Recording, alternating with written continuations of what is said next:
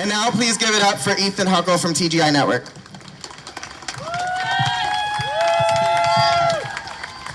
I think we can give it up for justice again. That was incredible. I'm just gonna breathe for a second because that was amazing. Thank you. Thank you all for being here.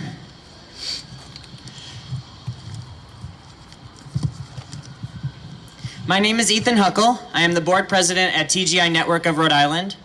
For those of you who do not know about TGI Network, we're a nonprofit that is dedicated to serving the transgender, gender diverse, and intersex community of Rhode Island, working to improve everybody's lives. For those of you who do not know me, I am an educator, I'm a husband, I'm a father, I'm a brother, I'm a friend, I am unapologetically queer, I am unequivocally transgender, no matter what this administration might think.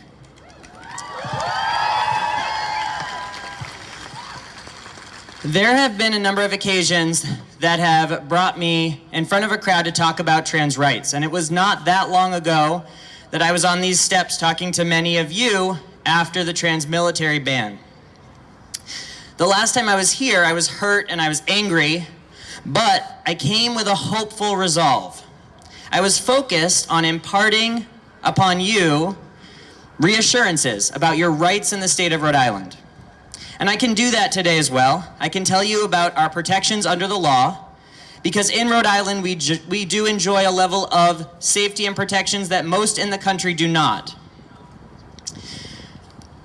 That protection is meaningful. And not only that, there are people at every level of local government and in many impactful local organizations that have made express commitments of support to our community. Our local elected officials, including Mayor Elorza and Governor Raimondo, have both been outspoken in their support of our community in the face of this most recent attack. And their defense of us matters. It matters. In those things, we're lucky. But I don't know about you, I don't feel that lucky today. So when I sat down to think about what I wanted to say, I felt, as I imagine many of you feel, weary and anxious. I felt attacked and beaten and emotionally drained. I wasn't really sure what I needed to hear in this moment, so I wasn't sure what to say. I thought back to the 2000 presidential election, which was the first one I could vote. And at that time, the political ammunition was gay marriage. It was the conservative rallying cry to bring bigots to the polls. As a young queer person, that political discourse was painful. But it also led me to my community. It ushered me into a lineage of struggle, just as similar fights have brought previous generations together. Queer and trans people have long been a community bound together by struggle and survival. And in many ways, it's a struggle that we are winning. There's no question we have made a great deal of progress. We have statewide civil rights protections. We have far greater access to trans-affirming healthcare than we've ever had before. We have a statewide educational directive supporting Rhode Island's transgender students. And we're very close to having non-binary IDs. But the progress that we have realized is not etched in stone. It is vulnerable. The Trump administration has made it clear that they're willing, if not eager, to strip our rights as a means to stoke political aggression. So let's talk about what this memo is suggesting. The memo comes out of the Department of Health and Human Services and proposes a legal and fixed definition of sex under Title IX. It suggests the civil rights protections have been wrongfully, inappropriately applied to transgender people. It says that sex means a person's status as male or female based on immutable, unchangeable biological traits identifiable by or before birth, specifically a person's genitalia, confirmed with chromosomal testing. Now, we all know that conflating sex and gender is factually inaccurate, and that this reference to chromosomal testing reflects less than a rudimentary middle school understanding of science. But I'm concerned less with those details than I am with the spirit of the memo. Don't be mistaken. This memo reflects an intention to exclude trans people from legal protection or recourse against discrimination. Trump's Justice Department has already made it clear that they will not defend the rights of trans students. This administration has made it clear they will not defend the rights of trans military personnel. And now with this memo, and by the steady erasure of gender and gender identity from government websites, they make it clear they believe we have no rights at all. I want to be clear that our rights have not been handed to us. We have fought for them. And part of fighting for our rights as a community has meant making the scientific, medical, and psychological case for our existence. Making the social, political, and human interest case to our politicians, and making the legal case in courts. This memo is aiming to dismantle those rights by denying us our humanity, undermining scientific fact in favor of political ideology. We cannot be complacent in the face of this kind of attack, but we also cannot be loose cannons. We must be informed. Just a few moments ago, I said we all know that sex and gender cannot be conflated, that this is factually inaccurate. We need to have the knowledge and the language to discuss this accurately. You need that language. I said that the memo's reference to genetic chromosomal definition of sex is woefully uninformed. Do you know why? You need to know why. You need to be able to confidently speak to the fact that there are 5 very common chromosomal variations and a number of others.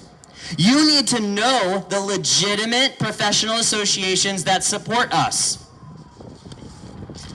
The American Medical Association, the American Psychiatric Association, the American Psychological Association, the American Academy of Child and Adolescent Psychology, the American Academy of Family Physicians. This list goes on, and being armed with this information is important. We have fought for our rights by making the scientific, medical, and psychological case for our existence, and we have decades of evidence demonstrating that we are real. You need to know what your protections are and how they came to be. You need to take pause before you raise a battle cry so you know what battle you are waging and who is waging it with you. When you see or experience injustice, do not sit idly by, but don't believe that you are alone in this fight. There is a community surrounding you. Reach out to TGI Network or to other informed community members. Find out what work is being done and find out the best path forward based on what has worked before, which includes knowing who your allies are in our local government, both in office and working behind the scenes. We have fought for our rights by making the social, political, and human case for our existence to our politicians, by allowing them to see our humanity. And because of that fight, the law is on our side. This memo does not change that, but it does mean we cannot rely on our federal administration, the Department of Justice, or the Department of Health and Human Services to be in the line of defense for us in this fight. We do have GLAAD, GLBTQ legal advocates and defenders. We do have Lambda Legal. We have the ACLU backing us up. When I began, I said that I am weary. I am. I've had times a feeling of great powerlessness in the face of the political battle being waged around our country.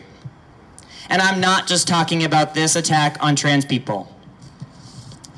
I'm talking about unchecked, aggressive white supremacy. I'm talking about the racist attacks on immigrants and on all of our communities of color. I'm talking about anti-Semitic rhetoric and violence. I'm talking about the increased militarization of our police forces.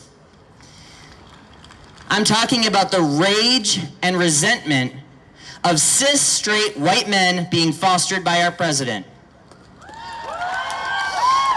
I am weary. And I'm realizing that what I need to hear most in this moment is that I am not alone.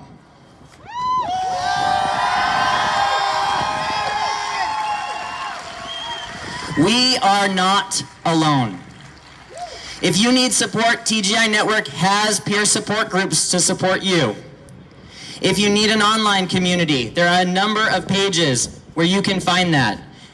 There's a great Facebook page called Rhode Island Transgender Support that Samson Hampton started. Look for it, find it, because it's a great source of support in this time. If what you really need is just to dance and celebrate our gender diversity, our amazingness, because we really are awesome, then there's a party planned this afternoon. There's a free party from 5 to 8 at the Dark Lady, where you're gonna see some local trans and non-binary people performing. And there's a drag king show tonight at Fed at 8:30. We are not alone. We need to stand up for one another and in solidarity with others. We are not alone. And I tell you what, no one is going to erase me. And I won't let them erase you either without a fight. I want to welcome Nora Kaplan. Sorry. I want to welcome Samson Hampton. Hi, Ethan. I want you to know that you are not alone. I would like all of you to let Ethan know that he is not alone. You are not alone. You are not alone. You are not alone. You are not alone. You are not alone. I love you, Ethan.